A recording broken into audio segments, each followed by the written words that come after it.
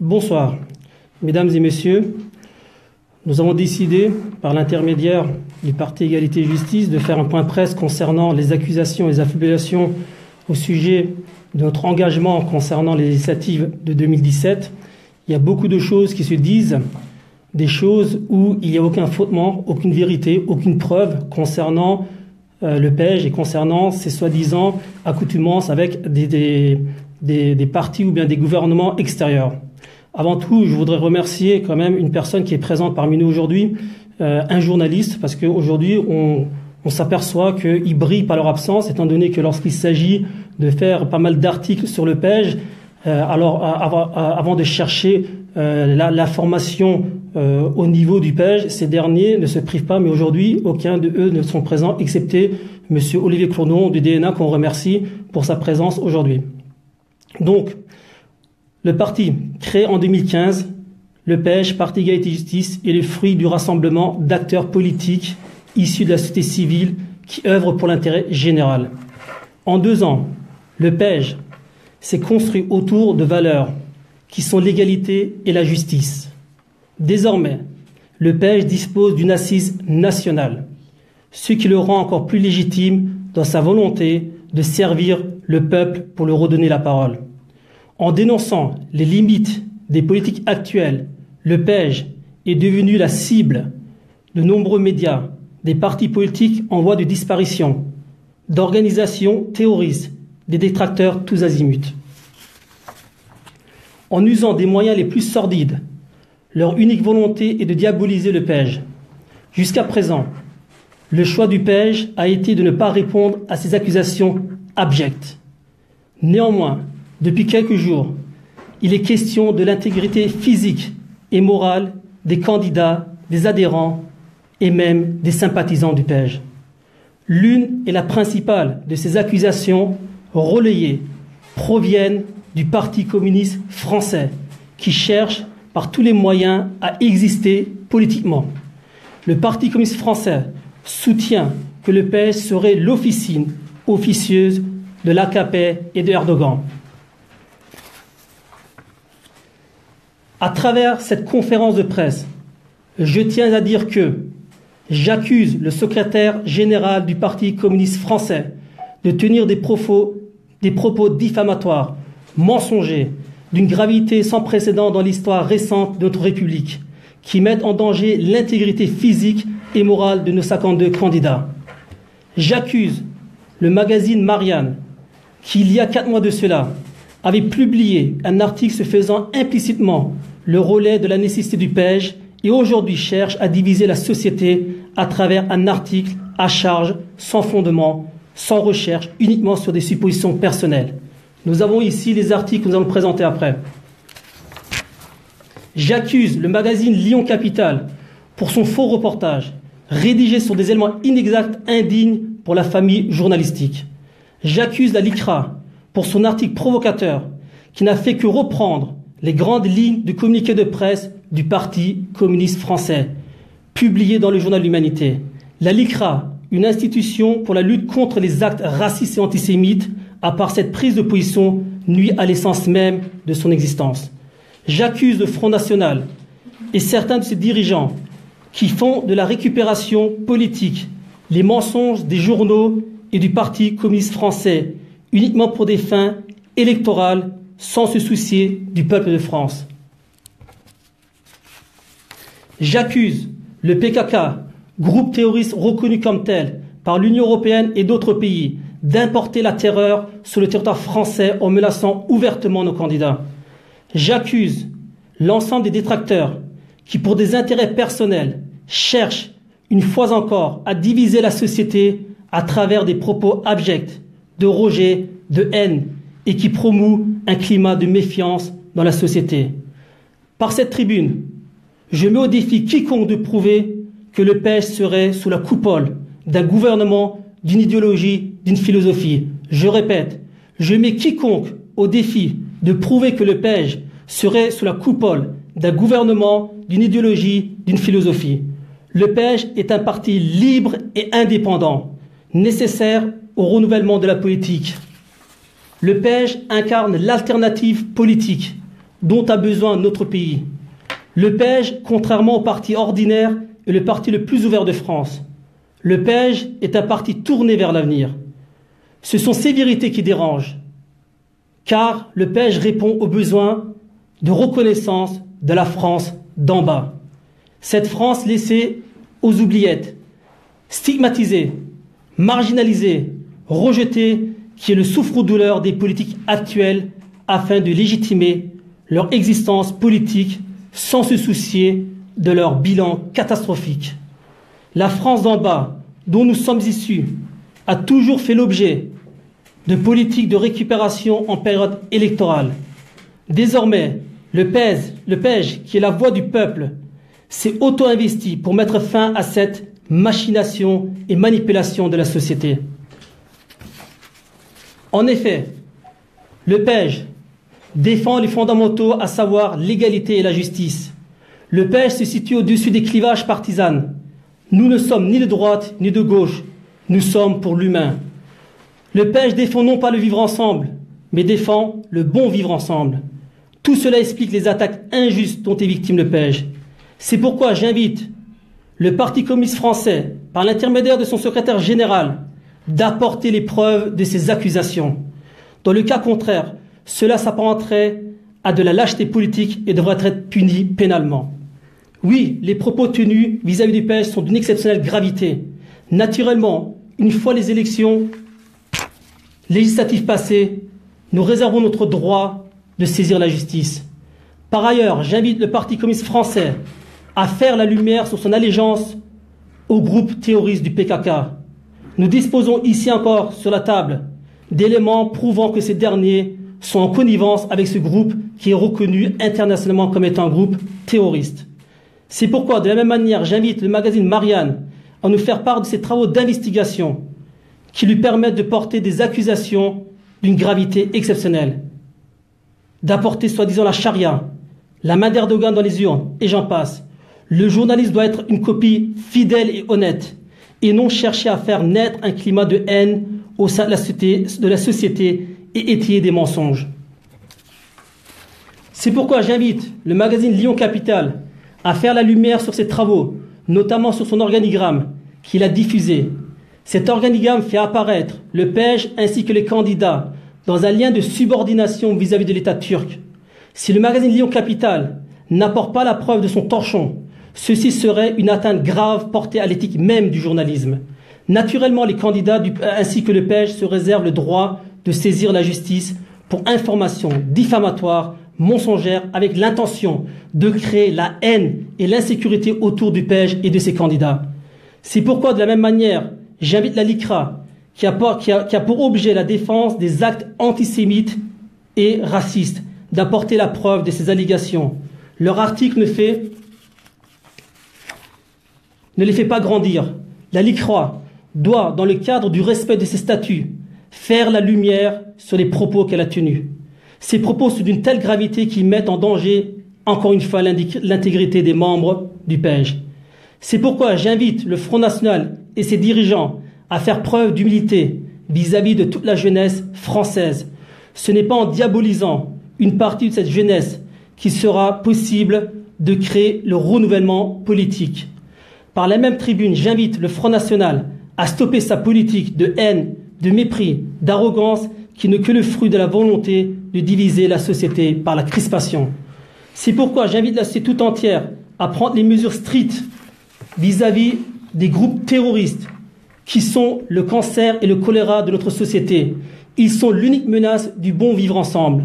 Nous devons tous ensemble endiguer le fléau afin de mettre un terme à leurs actes barbares et inhumains. C'est pourquoi j'invite les détracteurs à apporter leur contribution à l'éveil de la société, à l'éveil de la France, et cesser d'être des cow-boys sur les réseaux sociaux.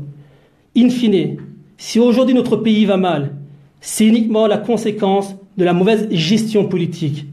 Si aujourd'hui notre pays va mal, c'est uniquement la conséquence de la crise économique et du fait de certaines personnes qui cherchent à asseoir leurs privilèges.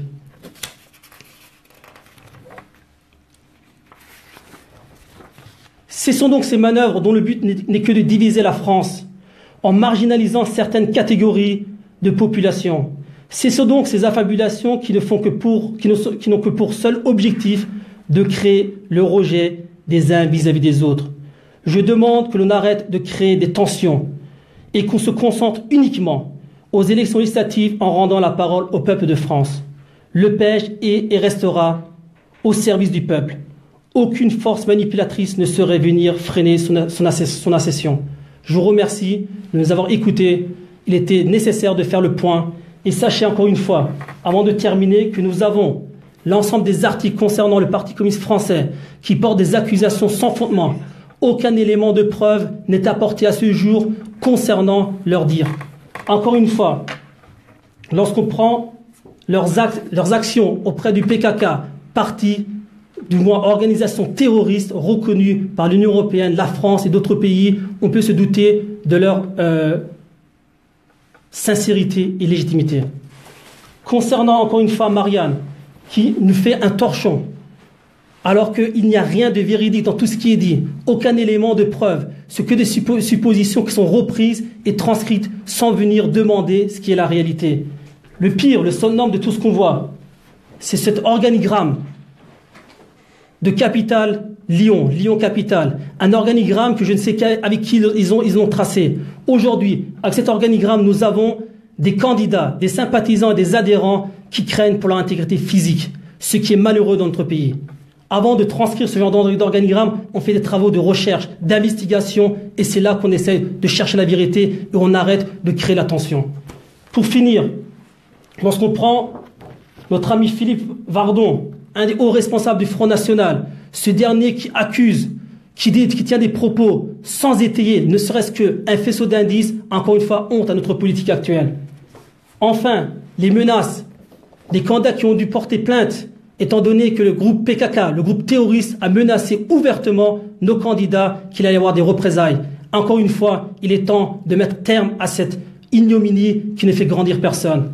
Nous avons encore des multitudes de menaces, et j'en peux encore en ramener plein. Les affiches du PEJ, lorsqu'ils sont de cette manière arrachés, lorsqu'ils sont de cette manière bafoués, il serait quand même bien que les journalistes viennent tenir des tribunes et condamnent ces gestes-là. Mais c'est malheureux. Aujourd'hui, on ne voit pas cela. Ils sont les premiers à vouloir tirer boulet rouge contre les membres du PEJ, contre les cadres du PEJ, les candidats du PEJ. Mais à aucun moment, aucun n'est venu ce jour condamner ces inepties.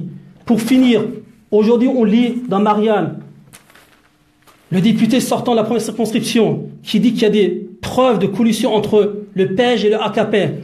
Aucun élément n'est défini dans ce journal. Il n'y a rien du tout. Au contraire, il a une certaine crainte. Lorsqu'on lit le fond, on voit très bien que l'humanité a été manipulée par cette personne. Il y a une crainte que notre candidat ici présent, Saber Hachem, vienne lui grappiller certaines voix. Et c'est ça qui dérange. Lorsqu'on lit cet article, on voit très bien que le journaliste de l'humanité a répondu uniquement à la transcription que ce député sortant a voulu lui faire croire. Je vous remercie encore une fois. Je vous demande une chose. Revenons à l'essentiel. Revenons aux élections. L'objectif aujourd'hui, c'est qu'il y ait une campagne qui soit faite de manière digne sur des propositions, sur la possibilité que l'absentéisme cesse, qu'on puisse aujourd'hui redonner confiance à la France d'en bas, cette France tant oubliée, cette France qui ne demande qu'une seule chose, que les politiques les écoutent, non pas en période électorale, mais les écoutent constamment. Je vous remercie, je vous souhaite une bonne soirée et je vous attends le 11 juin, que tout le monde puisse être présent et voter pour que nous puissions changer les choses, encore une fois, tous ensemble avec le PEJ. Merci et bonne soirée.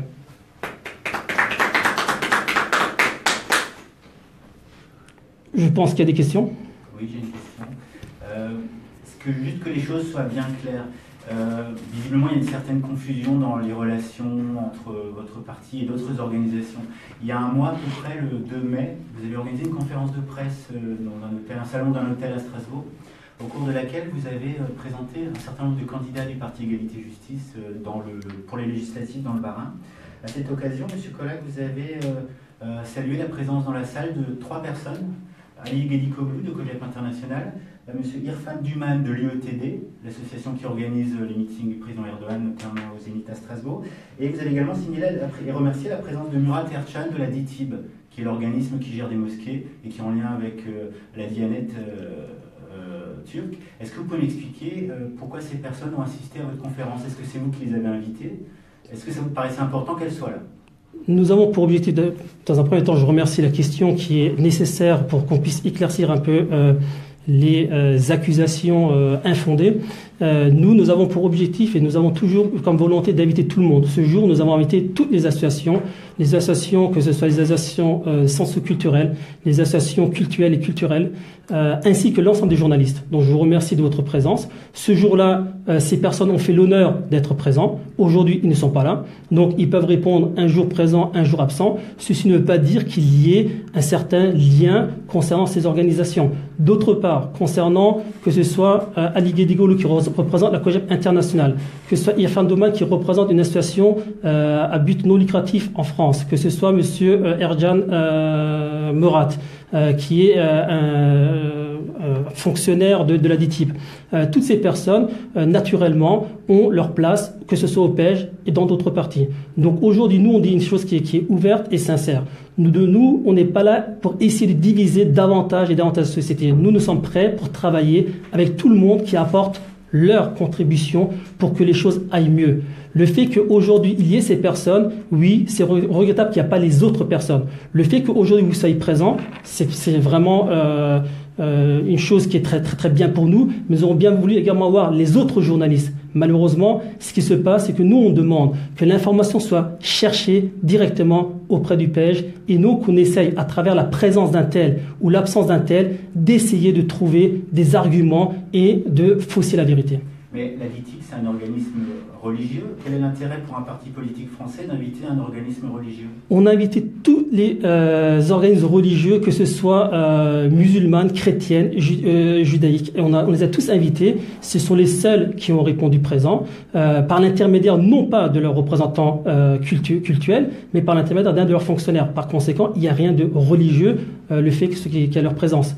Encore une fois, je demanderais qu'il faut arrêter de chercher là où il n'y a rien à chercher. Leur présence, c'est comme aujourd'hui, la porte est grande ouverte. Donc qui veut rentrer peut rentrer, peut venir poser leurs questions. Il y a le direct, on n'a jamais censuré, on ne censurera jamais rien de tout ce qu'on fait. On demande une seule chose, que l'information ne doit pas être à travers ce genre de tableaux qui ne servent à personne, être venu et chercher auprès de nous l'information. C'est ce qu'on demande. Donc aujourd'hui, votre présence, elle est là, tant mieux. Lorsqu'on avait fait la conférence de presse pour annoncer les candidats, on vous avait également convié. Votre direction nous a dit qu'il n'y avait pas de personnes qui pouvaient venir. Vous étiez, je crois, en repos. Et d'autres, concernant vos autres camarades, ne voulaient pas se déplacer. Donc voilà, nous concernant, on n'a pas fait une certaine censure vis-à-vis de certains médias ou vis-à-vis de certaines associations. Au contraire, nous, lorsqu'on invite, on invite tout le monde. J'ai encore une question. Allez-y, j'en prie. Avant de venir cet après-midi, je regardais sur votre site internet parti-égalité-justice.fr, je crois. Je regardais les mentions légales et jusqu'à hier, il était précisé dans les mentions légales de votre site internet que la COGEP était propriétaire des droits et disposait des droits de propriété sur les logos, le contenu du site, etc. Et visiblement, vous avez changé ces mentions légales aujourd'hui. Qu'est-ce qui vous a amené à changer ces mentions légales aujourd'hui ? Ces mentions légales doivent être changées depuis longtemps. Concernant la COGEP, encore une fois, nous sommes transparents. On n'a aucun complexe de la COGEP. La COGEP est l'un des précurseurs de la fondation de ce parti, le PEJ. Vous en faites partie vous-même ? Moi, j'en fais pas partie. Moi, personnellement, je suis sympathisant du COGEP. Je ne le cache pas, mais je ne fais pas partie, que ce soit statutairement ou bien administrativement, de la COGEP. Vous avez été conseiller juridique de la COGEP ? J'ai à quelques moments soutenu, quand je dis soutenu, plutôt défendu des dossiers concernant la COGEP. Quand je dis défendu, il n'y a rien d'anormal. Ne cherchez pas de suite la défense et l'attaque, etc. Non, il y avait besoin qu'il y ait certains cadres juridiques, notamment statutaires, qui soient refaits. C'est ce qui a été fait. Je pense que, comme vous connaissez si bien la COGEP et le PEJ et d'autres membres de ces différents partis, de cette organisation du parti autre, vous savez très bien qu'il y a une certaine évolution, une importante évolution qui s'est créée depuis quelques années. Donc il y a eu besoin, certes, de revoir certains points. Également concernant le PEJ, il y a une refonte complète du manifeste, il y a une refonte du programme et on va vers cette évolution constante du PEJ qui est aujourd'hui, qui arrive à présenter 52 candidats sur toute la France. Et qui est-ce qui a décidé de nommer Ali Ghaedi-Coglou, président honoraire du Parti Égalité et Justice? Ali Ghaedi-Coglou, qui est le président de COJEP International. Qu'est-ce qui a décidé? C'est que lui, il est le précurseur. C'est pas le fondateur, c'est le précurseur, c'est pas le fondateur. Le fondateur, ce sont 15 jeunes issus de la diversité et des personnes non issues de la diversité qui ont mis en place les statuts du PEJ et qui ont fondé le PEJ et ainsi que rédigé le manifeste. Donc je ne comprends pas le fait que M. Ali Ghaedi-Coglou vous pose autant de problèmes, que le COJEP vous pose autant de problèmes. Non, le COJEP, je vous explique, le COJEP c'est une organisation non gouvernementale qui a, je crois, 30 ans, si mes souvenirs sont bons, ou 25 ans, je ne sais pas, qui œuvre depuis des années et des lustres pour la citoyenneté, contre les luttes contre les actes racistes, l'islamophobie, etc. À ce jour, il n'y a eu aucun problème, que ce soit avec les autorités, avec personne. Donc aujourd'hui, je ne vois pas quelle est la volonté, notamment des journalistes, de vouloir chercher un certain lien avec la COJEP. Nous avons des liens avec la COJEP, on a des liens avec le CRI, on a des liens avec d'autres structures associatives, parce qu'aujourd'hui, nous, on se dit que toutes les forces vives sont les bienvenues pour essayer de construire dans l'intérêt général. Quand vous dites que vous avez des liens avec la COJEP, qu'est-ce que vous voulez dire? Quand je dis des liens, c'est qu'on travaille sur des projets. La COJEP connaît très bien le terrain. La COJEP, ça fait 25 ans qu'ils sont sur le terrain, qu'ils sont dans les quartiers. Aujourd'hui, on a besoin de travailler avec tout le monde. Et lorsqu'on veut travailler, on travaille avec toutes les forces vives, avec toute la société civile. Et lorsqu'on fait appel, on fait appel à toute cette société. Si aujourd'hui, on remercie les amis de la COJEP qui aujourd'hui arrivent à nous aider dans cette démarche, naturellement, on ne va pas dire que nous ne voulons pas travailler avec eux, parce que jusqu'à présent, on n'a rien vu qui peut être contraire à l'intérêt général. Mais la COJEP est quand même perçue comme une association qui relaye dans la communauté turcophone les positions pro-Ankara, jusqu'en Europe de l'Ouest. Est-ce que ça vous pose pas un problème? Est-ce que vous ne pensez pas que c'est ça qui crée la confusion? Vous voulez dire un mot que j'admire, que j'apprécie, c'est perçu. Percevoir quelque chose et affirmer quelque chose et prouver quelque chose, il y a une grande différence entre tous ces termes-là.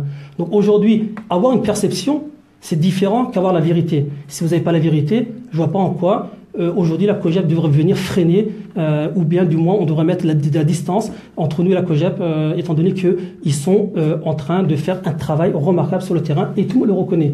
C'est pas que nous en tant que PEJ, d'autres structures comment je peux dire ça, qui ont aucune connotation de la diversité, aujourd'hui reconnaît un travail remarquable que fait la COJEP et fait avancer beaucoup d'idées sur des sujets importants. Y compris sur ses positions en faveur du gouvernement turc. Vous savez, M. Clodon, le gouvernement turc peut paraître pour vous, pour d'autres personnes, ou pour je ne sais qui, ou pour moi-même, un gouvernement qui peut être hostile, ou bien qui peut porter à question. Mais aujourd'hui, je demande que les journalistes puissent faire un travail inverse. Ça fait 15 ans que le gouvernement de Erdogan, le AKP, a été élu et réélu démocratiquement, à la majorité absolue. Par conséquent, nous, en tant que Français, on n'a pas à faire la morale de la population turque qui veut voter et qui vote pour ce président. Jusqu'à présent, les actes, les attitudes, les comportements de Erdogan n'ont pas porté atteinte aux intérêts les plus grands de la France, aux intérêts généraux de la France. Par conséquent, pourquoi devrais-je prendre une position, ou bien le COJEP devrait prendre une position contraire? Moi, aujourd'hui, ce qui m'importe, le plus important, c'est avant tout l'intérêt général de la France et l'ordre public, pas d'atteinte à l'ordre public français. Si aujourd'hui le gouvernement turc ne porte pas atteinte à ses intérêts, je ne vois pas en quoi je devrais prendre un positionnement de rejet vis-à-vis du gouvernement. Encore plus tard qu'il y a 2 semaines de ça, notre président Emmanuel Macron a bien reçu M. Erdogan lors du sommet de l'OTAN. Donc je pense qu'il y a quand même ce devoir de courtoisie à avoir avec le gouvernement extérieur. Nous, en tant que parti politique, pour ma part, j'ai une affection toute particulière pour Justin Trudeau. Ça veut dire qu'aujourd'hui, j'ai une allégeance vis-à-vis du Canada? Non, je trouve que les raccourcis sont mal faits. Il faut arrêter. Il faut aujourd'hui construire. Et arrêter à chaque fois de chercher qu'est-ce qui peut faire en sorte que ça. Non, il faut construire. Et il faut surtout arrêter de construire avec une certaine partie qui se dit représenter la diversité. Construisons avec toute la diversité et c'est là que vous allez avoir des bons résultats. C'est ce que nous on a fait aujourd'hui et c'est pour ça qu'on va présenter 52 candidats sur toute la France en seulement 2 ans d'existence. Ceci prouve qu'on fait un travail exceptionnel et il faut le reconnaître. C'est ce que je demande aujourd'hui aux journalistes. Il est temps que les journalistes commencent à reconnaître le travail qui est fait sur le terrain par le PEJ. Aujourd'hui, si on arrive à s'asseoir des personnes de tout horizon, de toute diversité, qui ont des croyances, qui n'ont pas de croyances, et qu'on arrive à avoir 52 candidats, 52 suppléants et plus de 3000 adhérents, ceci prouve encore une fois qu'on répond à un besoin nécessaire et vital qui est de revoir la politique française. D'autres questions? Oui, j'ai encore une question. En lisant votre programme que vous pouvez trouver sur le site internet de votre parti, et en le comparant au programme que vous présentiez il y a un an pour la législature partielle de Strasbourg 1 ou même l'année précédente pour les départementales, le programme me semble avoir évolué de façon semble avoir été un peu allégé ou simplifié, avec beaucoup moins de détails. Il était question notamment dans la première mouture, j'en viens à la Turquie, mais je ne cherche pas, je regarde, j'observe et je constate simplement que vous en parlez spontanément dans votre premier programme. Il était question de l'adhésion de la Turquie à l'Union européenne et de la Bosnie, mais pas de la Macédoine. Il était question également de revenir sur le mariage pour tous, de combattre la théorie des genres, et il n'est plus question de ces points-là dans votre programme qui est aujourd'hui disponible sur votre parti et sur votre site internet. Qu'est-ce qui vous a amené à faire évoluer votre programme dans ce sens-là? Vous avez la réponse dans votre question. Avant, vous parliez du président honoraire. On a l'impression que le président honoraire a une omnipotence sur le PEJ. Et non. Depuis mai 2016, c'est moi qui suis le président du Parti Égalité Justice. J'ai revu le programme. Nous avons travaillé avec des amis. On s'est dit qu'il fallait faire une refonte complète. Je pense qu'à l'époque, lorsqu'il y a eu le manifeste et la fondation du PEJ, il y a peut-être certaines personnes qui ont une influence, qui ne font plus partie aujourd'hui du PEJ, qui ont une influence un peu sectaire concernant la société. Et aujourd'hui, vous devrez plutôt admirer ce qui a été fait. C'est un travail qui a été fait. C'est qu'aujourd'hui, on arrive à faire une refonte en profondeur et qu'on arrive à répondre à tous les besoins et on n'est pas là en train de créer une sectarisation. D'autres questions? Si c'est fini, on va arrêter le direct. Donc, je vous remercie encore une fois toutes et tous. Je vous appelle tous le 11 juin 2017 à voter. Déjà remplir votre devoir civique. Et n'oubliez pas qu'il faut voter le PEJ, Parti Égalité Justice. Vous voyez très bien qu'en 2 ans et demi, autant de travail qui ont été faits. Et malheureusement, il y a tellement de tractations autour du PEJ qui sont infondées, injustifiées. À ce jour, je redemande une dernière fois, apportez-nous la preuve de l'ensemble de vos affabulations, de vos inepties, de toute cette haine que vous crachez à travers votre ressenti alors qu'il n'y a rien du tout qu'on s'empêche. Ce sont des citoyens français, des citoyens qui veulent faire changer les choses, des citoyens qui ont pris en main aujourd'hui en tant qu'acteurs politiques pour un redéveloppement de la politique. Je vous remercie, bonne soirée.